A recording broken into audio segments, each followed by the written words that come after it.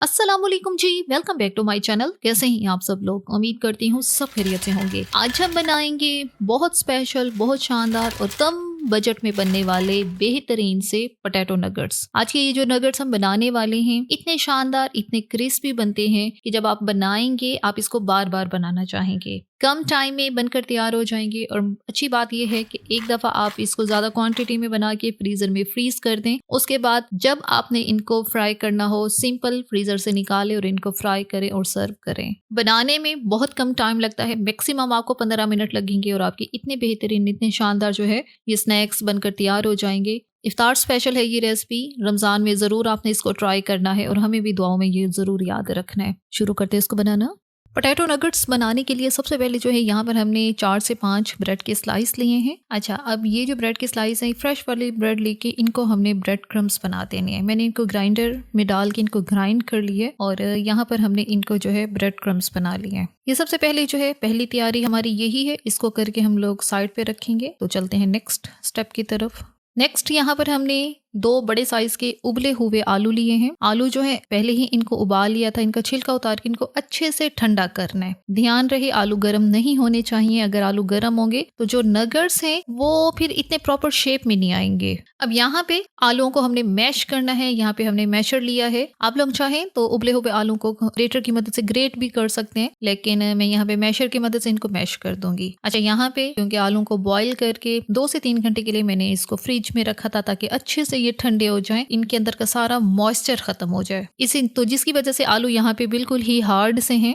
आलू हमने यहाँ पे अच्छे से मैश कर लिए हैं और आपके सामने काफी ही स्मूथ से ये हो चुके हैं। तो बस अब पहले स्पैचुला लेके हम उसकी मदद से इनको जो है हल्का सा मिक्स करते हैं, इनको सेट करके रखते हैं। अब हम इसमें शामिल करेंगे ब्रेड क्रम्स, जिनको हमने बना के शुरू में ही साइड पर रखा हुआ था। और यहाँ पे अब हम शामिल करेंगे इसके अंदर कुछ मसाले। सबसे पहले डालेंगे इसके अंदर नमक 1 टीस्पून, हस्बे ज़रूरत नमक इस्तेमाल कर सकते हैं आप लोग। काली मिर्च का powder 1 teaspoon, chaat masala 1/2 teaspoon, कुटी लाल मिर्च 1/2 टीस्पून।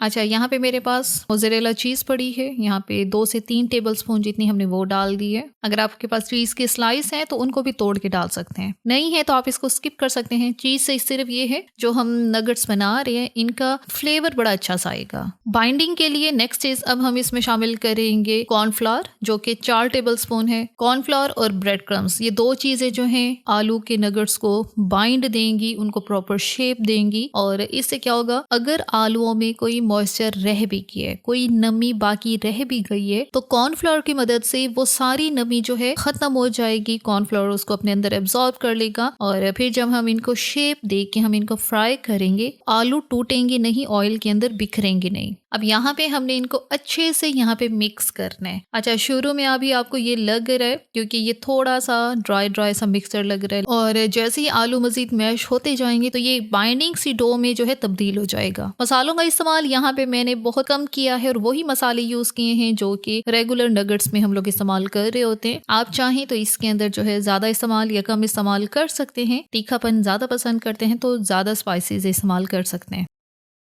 अच्छा जी, यहाँ पे अब इसको हमने अच्छे से मिक्स कर लिए और ये इस तरह से बाइंडिंग सी जो हालत में है, ये डो आ चुकी है। अब हाथों पे लेंगे 1 से 2 टेबलस्पून जितना ऑयल और उस ऑयल की मदद से जो है इसको हम सेट करके रखेंगे। जैसे ही ऑयल लगेगा तो डो जो है, जो हाथों को चिपक रही है, वो सारी जो है चिपकना छोड़ देगी और बड़ी ही फर्म पोजीशन में आ जाएगी। अब इसको हमने 5 मिनट के लिए ऐसे ही रेस्ट देने के लिए रख देना है। 5 मिनट के बाद जो है थोड़ा सा ऑयल जो है सरफेस पे फैला लेते हैं और अब इसके ऊपर हम लोग रखेंगे वही डो, और इस डो को भी हम लोग इस तरह से रखेंगे। पहले तो हम इसको 2 हिस्सों में डिवाइड कर लेंगे क्योंकि एक हिस्से से अगर बनाएंगे तो वो थोड़ा सा डिफिकल्ट हो जाएगा हमारे लिए। अब इसको जो है हमने पहले तो इस तरह से पहले हल्का रोल कर लेना है और जैसे कि नगेट्स की शेप होती है आप वैसे दे सकते हैं। मैं हल्का से इसको ट्राइंगल की शेप जो है वो इसकी बना रही हूँ ताकि जो स्नैक खाने में इतने मजे के होंगे, इतने क्रिस्पी होंगे, वो दिखने में भी अच्छे से लगें। अच्छा, अब छुरी की मदद से छोटे छोटे पोर्शंस में हमने इसको काट लेने। पतले पतले जो है इसके स्लाइस हम करेंगे, बहुत मोटे नहीं करेंगे क्योंकि आगे चल के हमने इनको फ्राई करना है। तो फ्राई करने के लिए ये हल्के पतले ही हो तो वो ज़्यादा क्रिस्पी बनते हैं, ज़्यादा मज़े के लगते हैं।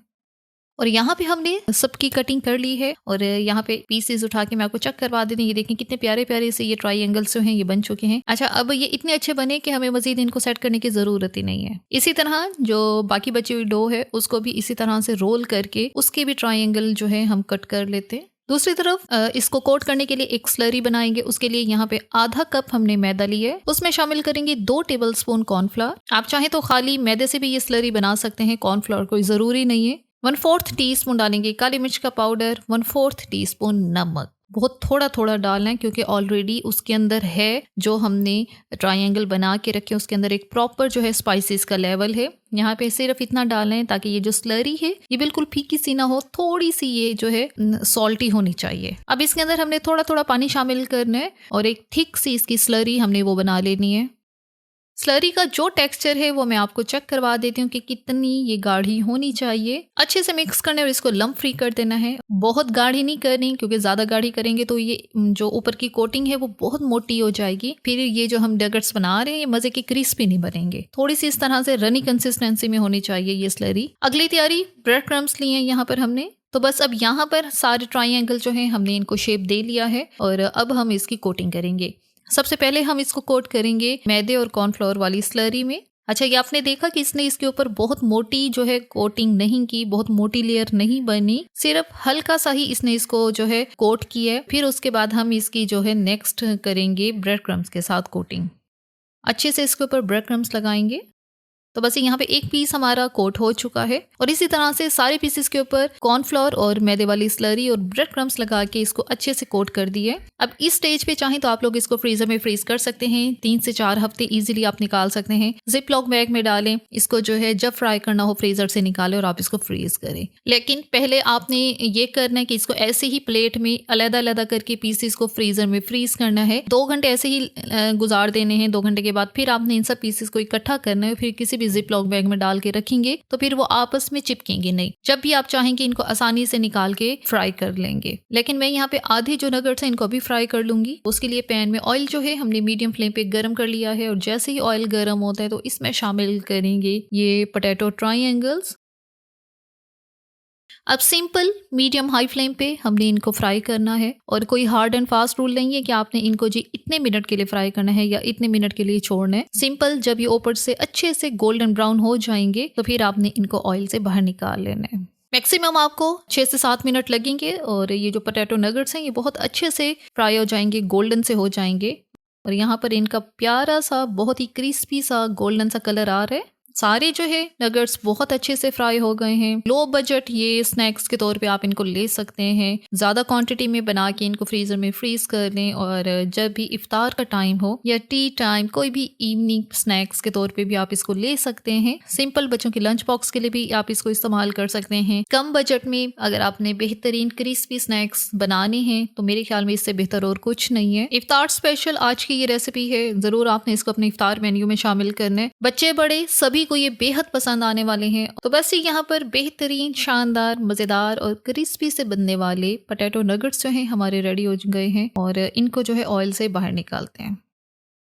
तो बस इतने क्रिस्पी मज़ेदार से नगेट्स को हम लोग सर्व करेंगे यहाँ पे केचप के साथ। आप लोग चाहें तो मायो डिप के साथ भी इसको इस्तेमाल कर सकते हैं। ये दोनों के साथ बहुत मज़े के लगते हैं, लेकिन पर्सनली मुझे ये केचप के साथ ही ज़्यादा पसंद है। तो यहाँ पे जी इसकी जो क्रिस्पीनेस है मैं आपको चेक करवा देती हूँ। बहुत ही कुरकुरे, बहुत ही क्रिस्पी आज के ये जो स्नैक हैं बहुत कम बजट में बनकर तैयार हुए हैं और एक बेहतरीन किस्म का जो प्लेटर है वो तैयार है।